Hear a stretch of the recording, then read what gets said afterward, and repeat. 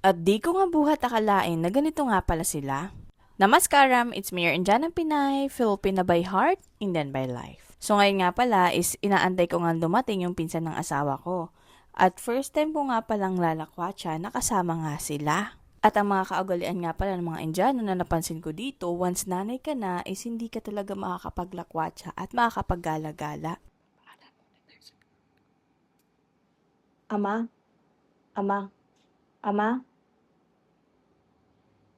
ama, ama, ama, ama. Ama, I will close the door. Tanya will come. No, she will come. I will only close the door because you're sleeping. Yeah, I message. At ayan nga, binantayan niya ako. Natutulog yan siya. Nagpaalam ako. Tapos ayan, binantayan niya ako. So ito nga, back to chika tayo. So kadalasan nga pala dito is hindi talaga sila pinapayagan na gumala-gala, maglakwatsa. Kasi, ba't ka gagala? Maglinis ka na lang ng bahay. Uy, gala-gala ka pa. Kasi nga, pag asawa ka na dito is ang trabaho mo talaga is alagaan yung pamilya ng asawa mo. Kayo, gusto nyo ba yung ganitong buhay? Taga-alaga lang ng pamilya nyo? Walang kaibigan, puro lang sa pamilya umiikot ang buhay nyo? Gusto nyo ba ng ganyan? Please comment down para malaman ko. Ay, wait lang. Laking gulat ko talaga nung nakita ko tong pinsan ng asawa ko. Sabi niya kasi sa akin na bago kami gumala na, "Uy, magbihis ka ng maganda." Kasi nga pupunta tayo doon at premium yung mga customer doon. At nagulat talaga ako kasi nga yung suutan nila is parang ako lang yung magarbo. I mean, this is just my simple outfit. Pero ayan, kung nakita ko sila is ayan, naka-t-shirt lang siya, naka-churudar, tapos ayan, ako ewan ko. Kaya naman habang nasa biyahe talaga kami is iniisip ko talaga yung sarili ko na dapat hindi na lang ito yung sinuot ko. Nasisi tuloy yung sarili ko. Kasi nga parang madam na madam ako tapos tingnan mo yung suotan nila. Sinabi kasi sa akin na dapat maganda daw yung damit na ayos ko.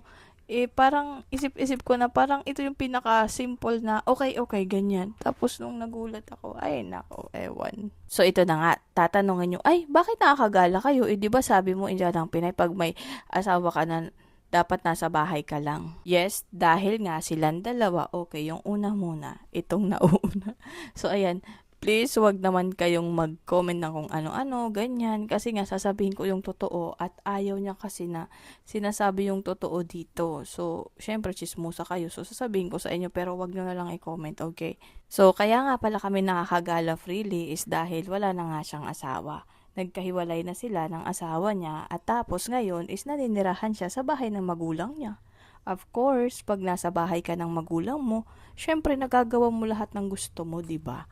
Kumpara pag may kasama kang mga biyenan. At tapos, yung isang kasama din namin na pinsan din ng asawa ko is actually wala na din yung binan niya.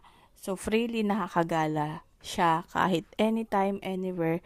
Kasi nga, wala na yung biyanan niya.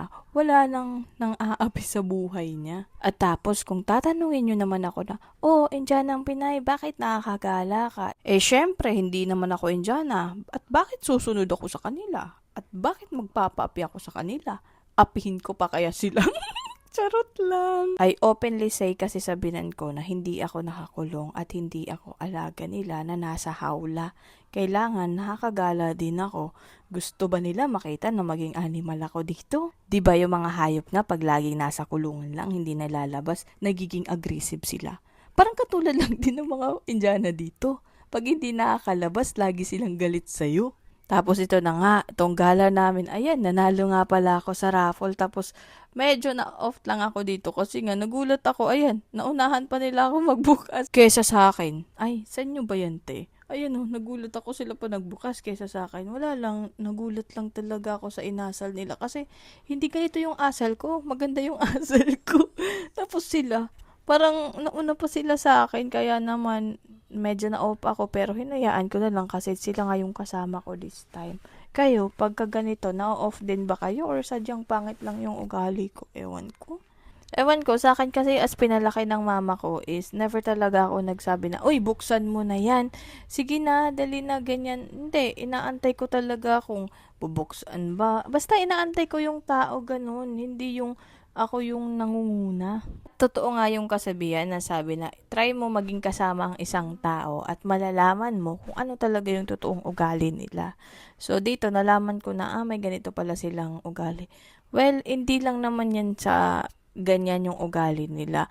Alam niyo, gustong gusto ko sila, pero sometimes hindi ko talaga maintindihan din kasi katulad dito.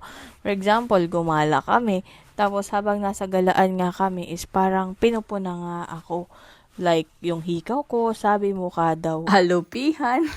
Ewan ko ba, para sa akin kasi pag kaibigan ko, hindi ako marunong magpuna. More on good puna yung inaano ko. Well, pag may pangit, sinasabi ko. Pero pag yung mga konting bagay lang para sa ganyan is hindi. So, ayan. Ito nga pala yung pagkain namin. So, share nga pala kami ng pagkain namin dito.